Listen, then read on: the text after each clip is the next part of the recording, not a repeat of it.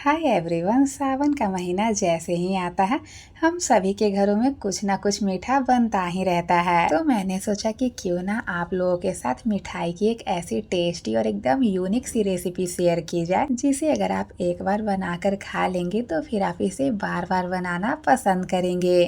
और आप इसे देख सकते हैं, ये मिठाई बाहर के साथ साथ अंदर से भी कितना ज़्यादा टेस्टी बनकर तैयार हुआ है। तो चलिए आज की बहुत ही ज़्यादा टेस्टी और बहुत ही मज़ेदार रेसिपी को शुरू करते हैं। तो इसे बनाने के लिए सबसे पहले हम मीडियम साइज की कटोरी से 2 कटोरी मैदा लेंगे। उसके बाद हम इसमें थोड़ा थोड़ा पानी डालते जाएंगे और इसे अच्छे से मिक्स करते जाएंगे। और इसका हमें ऐसा डो तैयार करना है जो ना तो बहुत ही ज़्यादा सॉफ्ट हो और ना जो बहुत ही ज़्यादा सख्त हो। और अब आप इसे देख सकते हैं, इस डो को हमें ठीक ऐसा ही परफेक्ट तैयार करना है। लेकिन जब मैं इस डो को खींच रही हूँ तो आप देख सकते हैं कितनी आसानी से टूट जा रहा है। तो इसके लिए हम डो को एक हाथ से पकड़ेंगे और दूसरे हाथ से इसे खींचते हुए लगभग 8 से 9 मिनट तक इसी तरीके से एकदम अच्छे से मसल कर तैयार करेंगे।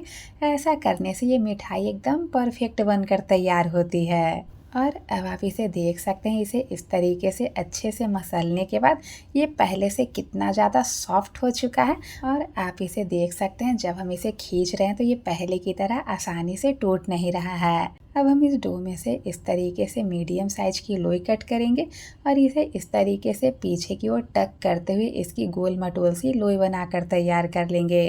अब जितना भी डो बचा हुआ है उन सभी से इसी तरीके से हम मीडियम साइज का गोल मटोल सा लोई बनाकर तैयार कर लेंगे। और ये जो यूनिक और एकदम टेस्टी सी मिठाई है, ये सावन के महीनों में हमारे घर बनता ही रहता है। और अगर आप भी एक बार इसे बनाकर खा लेंगे तो फिर आप इसे बार बार बनाने के बहाने ढूंढेंगे। ये इतना ज़्यादा टेस्टी बनकर तैयार होता है। अब हम इन सभी लोई के ऊपर थोड़े थोड़े घी को अच्छे से लगा देंगे ताकि जब हम इसे रखें तो ये सूखे ना। उसके बाद हम इसे एक साफ़ कॉटन कपड़े या फिर तौलिए से अच्छे से कवर करके 10 मिनट के लिए छोड़ देंगे ताकि ये सभी लोई अच्छे से सेट हो जाए। अब हम एक कटोरी में 1 चम्मच भर के कॉर्नफ्लावर लेंगे, 4 चम्मच घी लेंगे।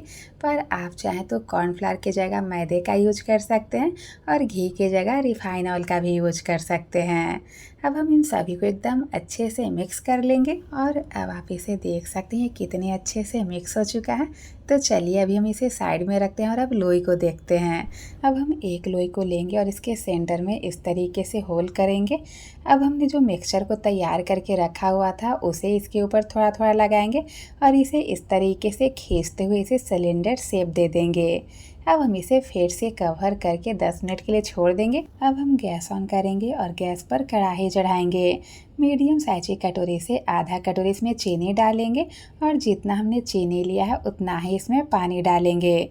अब इसके टेस्ट को और भी ज़्यादा बढ़ाने के लिए इसमें 2 से 3 कूटी हुई हरी इलायची डालेंगे और इन सभी को अच्छे से मिक्स कर लेंगे। और इससे हमें 1 तार या फिर 2 तार वाली चाशनी नहीं बनानी है। जब ये तेल जैसा हल्का सा चिपचिपा टाइप का हो जाएगा तब आप समझ जाए कि ये चाशनी एकदम परफेक्ट बनकर तैयार हो चुकी है। और आप इसे देख सकते हैं, इसमें पूरी तरीके से तार नहीं बन रहा है, बस हल्का सा छोटू मोटू सा तार बन रहा है। अब हम गैस को बंद कर देंगे और इसे साइड में रखेंगे। और अब आप इसे देख सकते हैं, ये भी अच्छे से सेट हो चुका है। अब हम एक को लेंगे और इसे इस तरीके से खींचते हुए जो हमने मिक्सचर को तैयार करके रखा हुआ था थोड़ा थोड़ा उसे इसमें लगाते जाएंगे और इसे इस तरीके से खींचकर जितना हमसे लंबा हो सकेगा, बस ये टूटे ना, इसे इस तरीके से करते जाएंगे। और अब आप इसे देख सकते हैं, ये कितना ज़्यादा लंबा हो चुका है। अब हम इसे इस तरीके से फोल्ड करेंगे।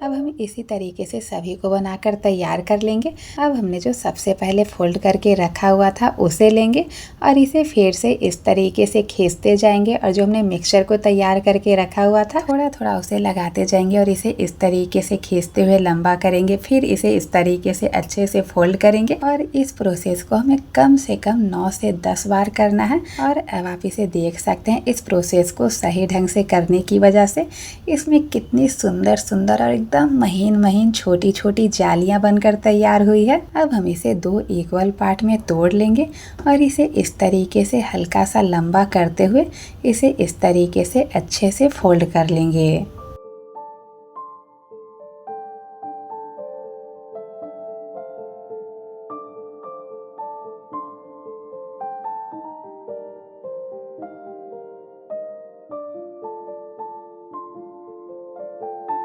अब सभी को हम इसी तरीके से अच्छे से फोल्ड करके रखेंगे। अब हम एक को चकले पर रखेंगे और इसे हाथ से ही इस तरीके से अच्छे से फैलाएंगे जितना ये हमसे पतला हो सकेगा।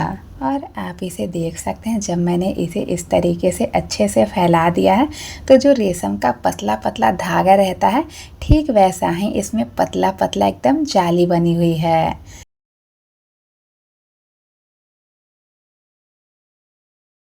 अब हम इसे एक चाकू की हेल्प से 1 से 1.5 इंच के डिस्टेंस पर इसे कट कर लेंगे।